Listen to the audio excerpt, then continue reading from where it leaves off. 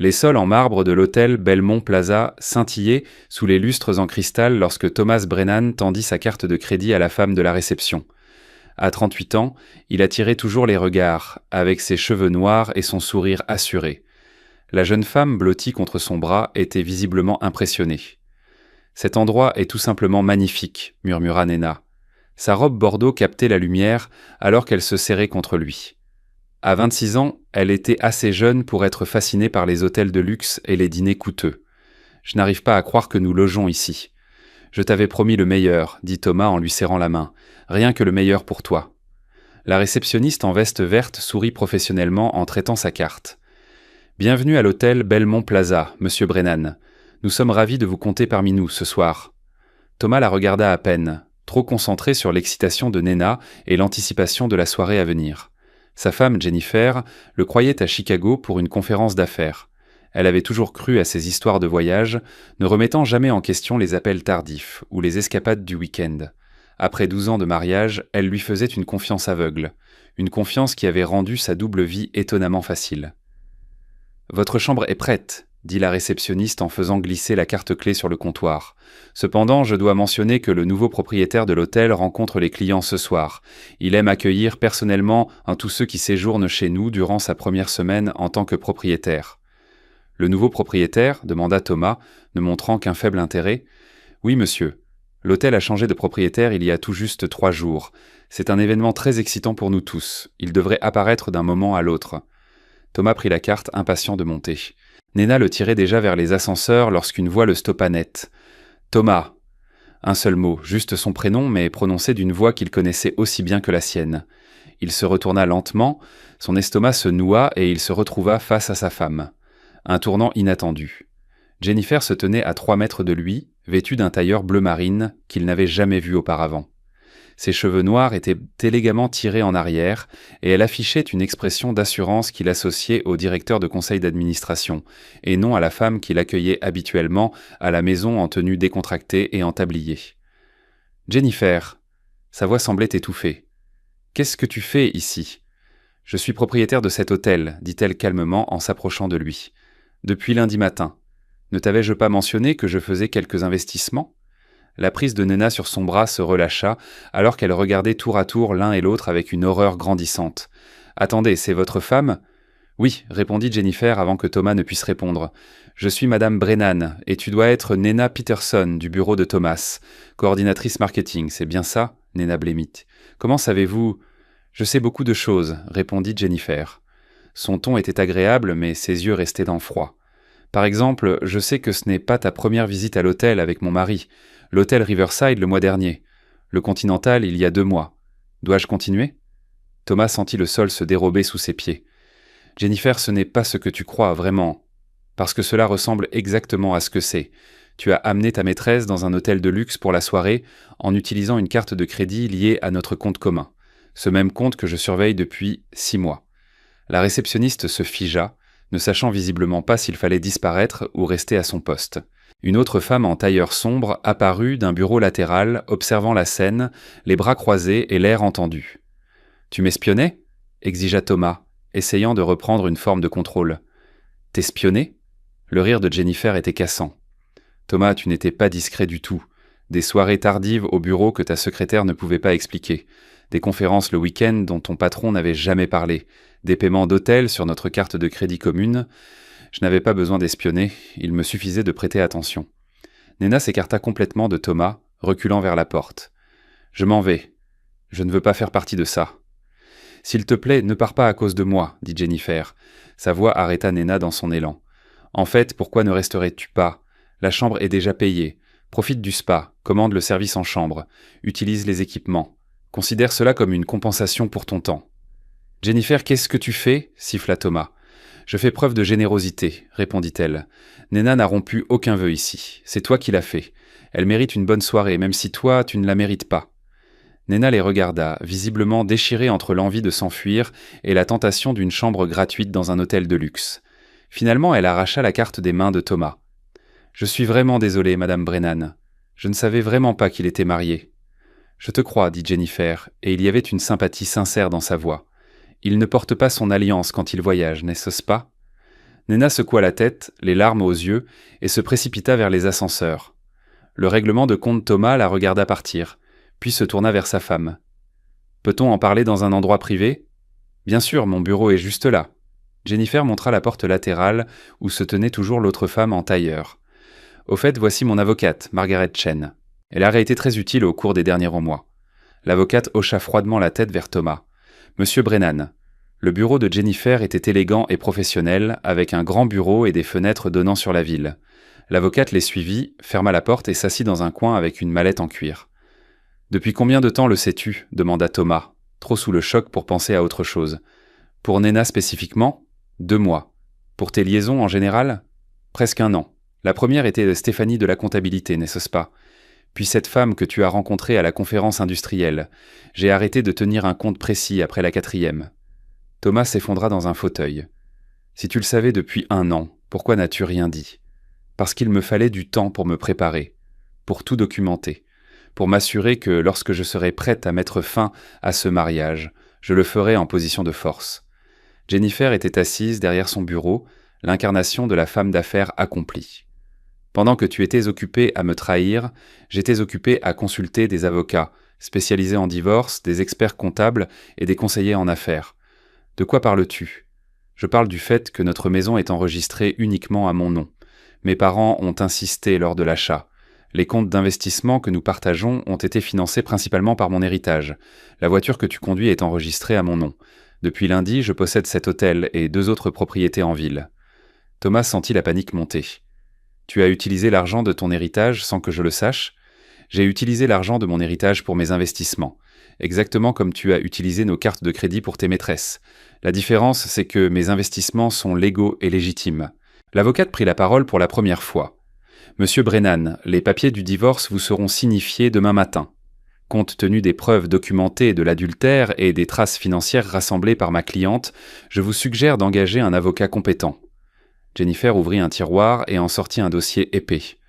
Reçu d'hôtel, relevé de carte de crédit, SMS, email, photos. 6 mois de documentation. J'ai engagé un détective privé en février. Tu serais surpris de voir combien de preuves s'accumulent quand quelqu'un est imprudent. Tu as engagé un détective privé ? Oui. J'ai aussi consulté 3 avocats différents avant de choisir Margaret. J'ai passé en revue 12 ans de documents financiers. J'ai calculé exactement ce à quoi j'ai droit et ce à quoi tu as droit. Et je suis arrivé à une conclusion. Quelle conclusion ? Que je n'ai pas besoin de toi, et que je n'ai jamais eu besoin de toi. Tu m'as convaincu que soutenir ta carrière était plus important que de poursuivre la mienne, qu'être ta femme était suffisant. Mais ce n'était pas suffisant. J'ai renoncé à une carrière prometteuse dans la gestion hôtelière pour te suivre à travers le pays pour ton travail. J'ai mis mes rêves de côté pendant que tu poursuivais les tiens. Et voilà comment tu me rembourses. Thomas ressentit une honte sincère, peut-être pour la première fois. Jennifer, je suis vraiment désolé. Je sais que j'ai commis des erreurs. Des erreurs ? Sa voix monta légèrement. La première fissure dans son comportement professionnel. Thomas, des erreurs, c'est oublier un anniversaire ou laisser la vaisselle dans l'évier. Ce que tu as fait, ce sont des choix. Encore et encore. Tu as choisi de me trahir. Tu as choisi de me mentir. Tu as choisi de ne pas respecter notre mariage et tout ce que nous avons construit ensemble. Ne pouvons-nous pas essayer d'arranger ça ? Une thérapie ou quelque chose comme ça ? Non, j'en ai fini, Thomas. J'ai passé des mois dans la colère, dans la douleur, le cœur brisé. Mais à un moment donné, j'ai réalisé quelque chose d'important. Ta trahison m'a libéré. Elle m'a montré que la vie que je vivais n'était pas celle que je voulais. Alors j'ai pris l'argent que mes parents m'ont laissé.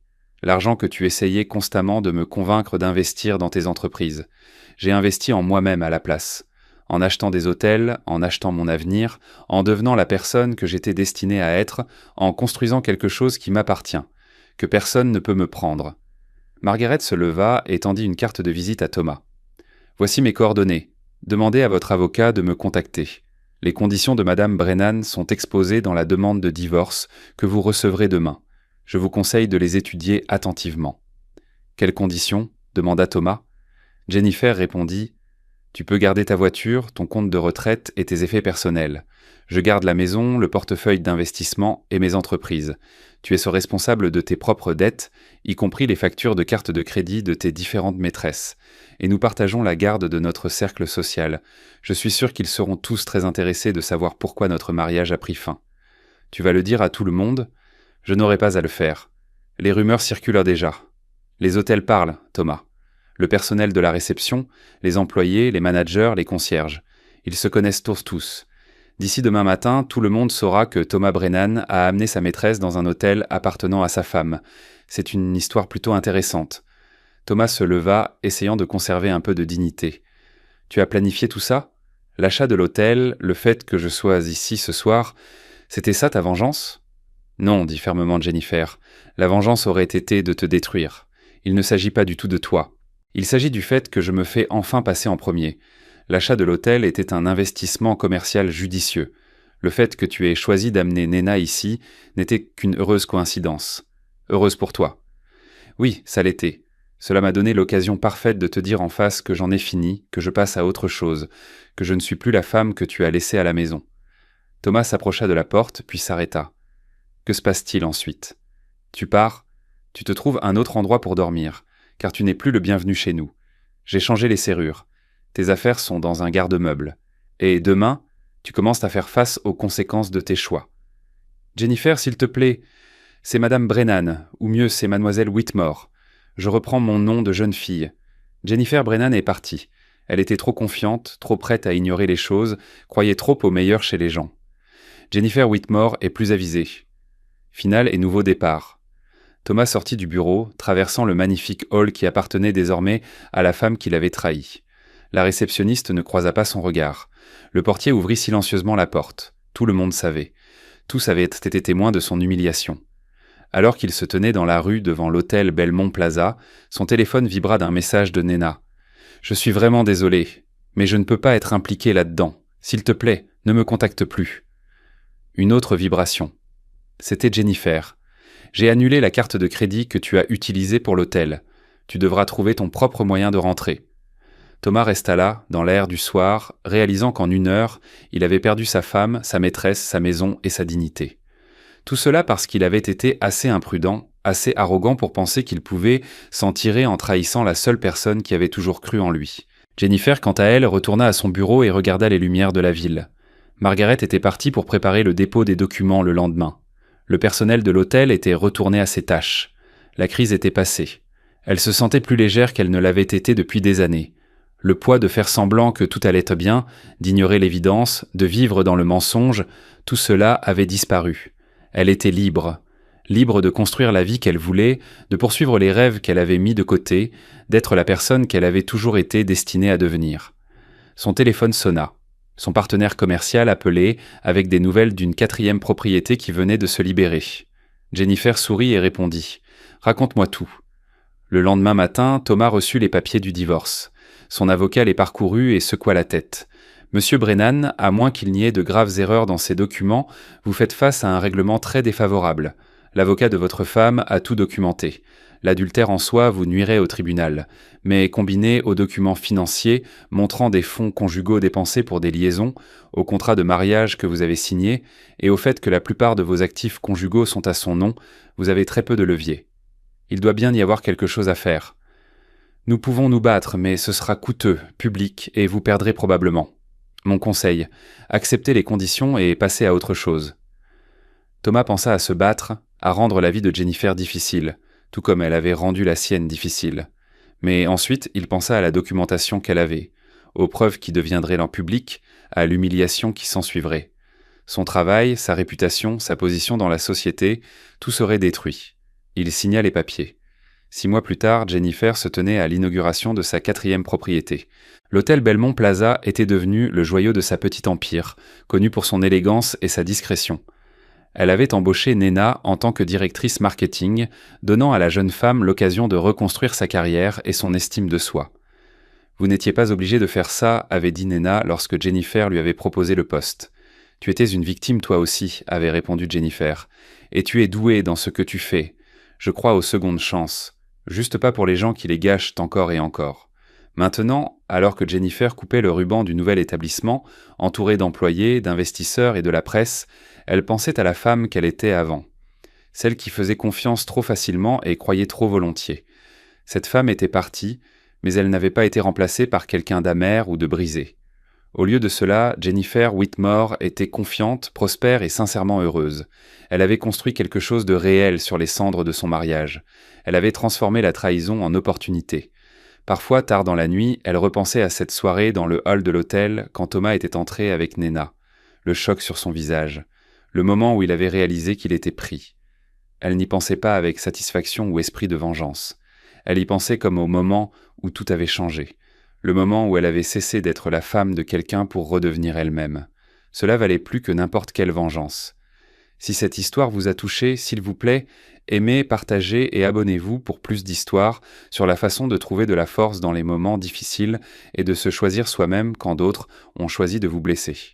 Écrivez dans les commentaires un moment où vous avez découvert que vous étiez plus fort que vous ne le pensiez. Votre histoire pourrait aider quelqu'un d'autre à trouver son courage.